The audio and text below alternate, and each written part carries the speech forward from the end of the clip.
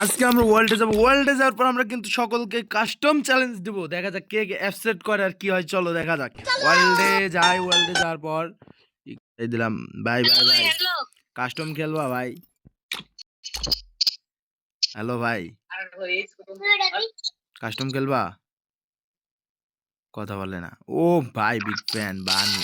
এ ভাই কাস্টম খেলবা? কাস্টম খেলবা?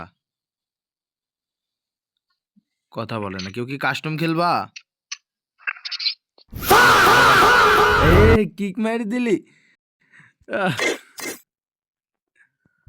ঠিক আছে আমরা নেক্সটে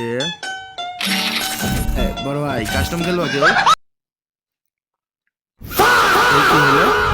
গাইস এইখানে একটা জিনিস খেয়াল করে দেখো, স্টার্ট দিয়েছিল, আমি এটা কেটে দিয়েছি, তারপরেও কেন ম্যাচের মধ্যে ঢুকাই দিল, কিছু বুঝলাম না। গেনা কাকু কি আবারও গাঁজা খাইছে? মানে এইখানে আমার কিন্তু ক্যারেক্টার সেটআপ সবকিছু কাস্টম।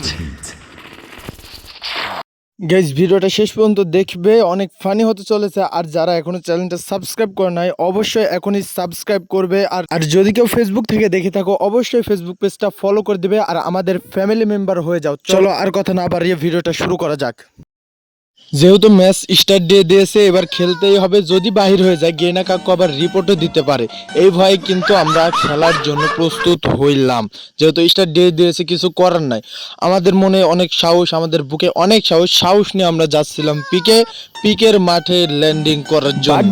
বাট নামবো ঠিকই, কিন্তু এনিমিকেও পিটাবো একদম 100। আর হ্যাঁ গাইজ, এইখানে কিন্তু আমাদের স্কোয়াড নিয়ে আমরা এইখানে সকলেই নেমে যাচ্ছি এনিমিকে পিটাবো বলে। তার জন্য আমরা সকলে একসাথেই নামার চিন্তা ভাবনা করি। আর বললাম যে সবাই একসাথেই থাইকো, যেন ম্যাচটা বুয়া আনতে পারি পিকে থেকেই।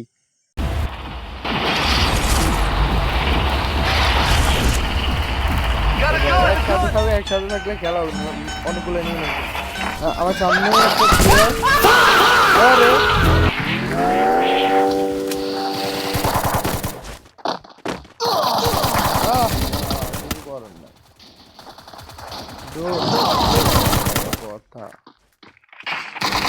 আমি কিন্তু এইখানে ল্যান্ডিং করার পর সামনে দেখে একটা এনিমি কাকুকে কিছুটা ড্যামেজ দিলাম, হেডশটও দিচ্ছিলাম, কিন্তু এইখানে আমার ওয়াল পড়ে না ভাই, এটা কথা। এখন এনিমি কাকু আমাদের পিছনে দৌড়ায় চলে আসছে, কিন্তু আমাদেরকে ছাড় দিল না, পাঠাই দিল বিদেশে।